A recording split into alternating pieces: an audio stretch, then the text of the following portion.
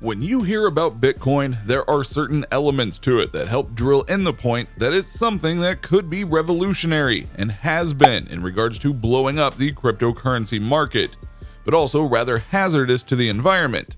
Because when it comes right down to it, the coin itself is digital, but how many seek to go and get it is very physical. So thus, people are trying all sorts of methods to go and get more Bitcoin, and it is hurting the planet in the process. So with that, allow us to tell you why Bitcoin is not sustainable. Be sure to like the video and subscribe to the channel. Number 7. Bitcoin mining explanation. You likely have heard the term mining for Bitcoin, but what exactly does that mean and how does it go and affect the environment at large? Bitcoin mining is the process by which new Bitcoins are entered into circulation, but is also a critical component of the maintenance and development of the blockchain ledger. It is performed using very sophisticated computers that solve extremely complex computational math problems. Cryptocurrency mining is painstaking, costly, and only sporadically rewarding. Nonetheless, mining has a magnetic appeal for many investors interested in cryptocurrency because of the fact that miners are rewarded for their work with crypto tokens. This may be because entrepreneurial types see mining as pennies from heaven, like California gold prospectors in 1849. And if you are technologically inclined, why not do it? It might make you money after all, and that's all the lure that people need. The primary draw for many mining is the prospect of being rewarded with Bitcoin. That said, you certainly don't have to be a miner to own cryptocurrency tokens. You can also buy cryptocurrencies using fiat currency. You can trade it on exchange like Bitstamp using another crypto, as an example using Ethereum or Neo to buy Bitcoin. You can even earn it by shopping, publishing blog posts on platforms that pay users in cryptocurrency, or even set up interest-earning crypto accounts. An example of a crypto blog platform is Steemit, which is kind of like a Medium except that users can reward bloggers by paying them in a proprietary cryptocurrency called Steem. Steem can then be traded elsewhere for Bitcoin.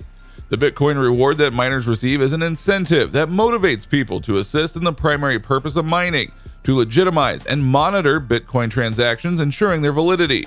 Because these responsibilities are spread among many users all over the world, Bitcoin is a decentralized cryptocurrency, or one that does not rely on any central authority like a central bank or government to oversee its regulation. Now, to be clear, if you want to go and do this, you can do it legally, but some choose to go over the top and do it illegally, which is where a bunch of these Bitcoin mines come into play because they decide to go overboard with massive servers in order to get results, and that can lead to massive pollution.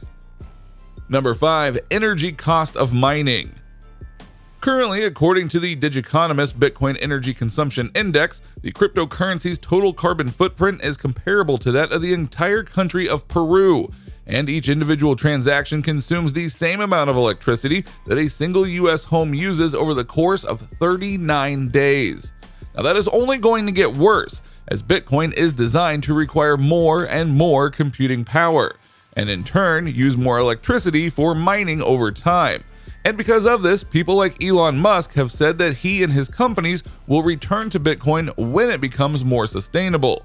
Tesla, through Musk, was a big investor into Bitcoin not too long ago, putting in $1.5 billion into cryptocurrency, but when Musk heard of the environmental costs, he backed out, as he is someone pushing for greener energy across the board. So that raises the question that we outlined in the beginning about whether something like Bitcoin can ever be truly sustainable in the overarching sense. Well, based on how it is designed, the answer appears to be no. Number 4. Electricity and computing power. You likely have a pretty good idea of how a standard credit card transaction works. You take your card, which was issued to you by a bank that manages your funds, and plug it into a merchant's credit card terminal. Money is then transferred from your bank account to the bank that the business is working with.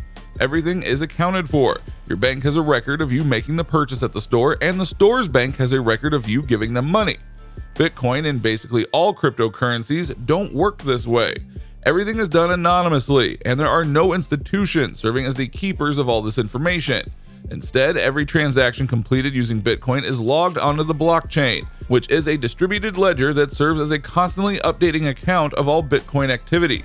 Purchases, sales, trades, the release of new Bitcoin, it is all logged on the blockchain.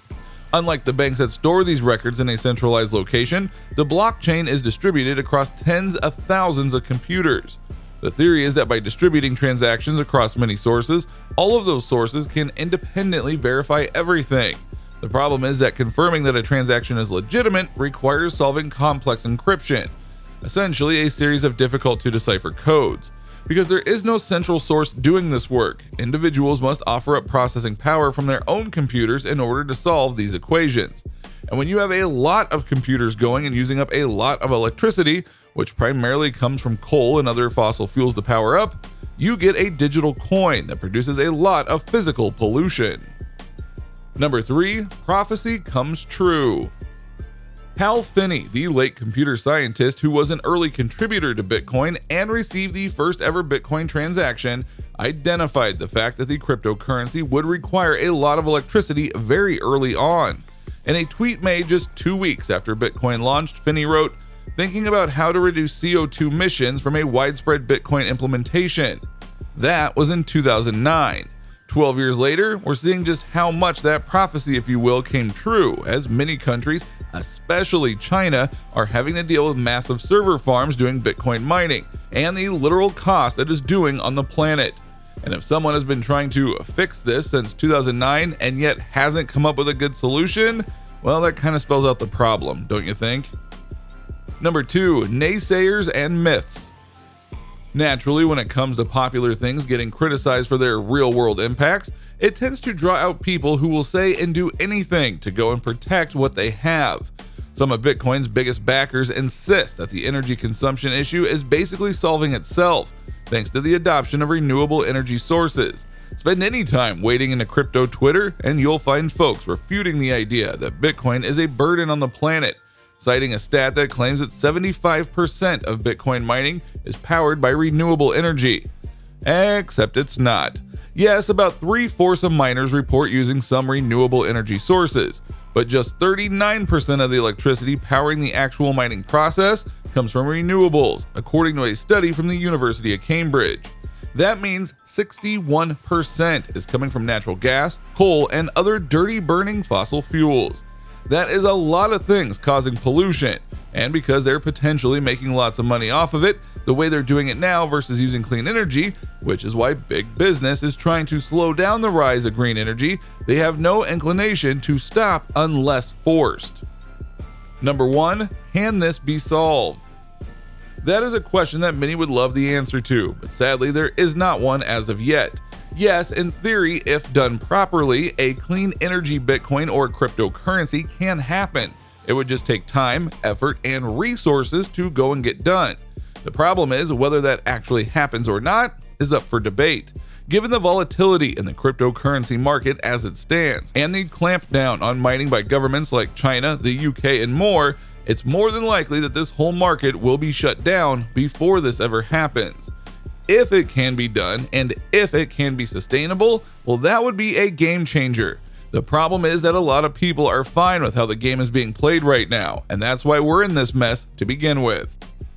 So what do you think? What do you think of this look at the reasons why Bitcoin and cryptocurrency market isn't the most sustainable around because of the methods needed to go and produce the coins? Did you know about this before we even brought it up? Do you think this is all the proof needed to go and shut down Bitcoin and cryptocurrency as a whole? Or is there a way around this? Let us know in the comments below. Be sure to subscribe, and we will see you next time on the channel.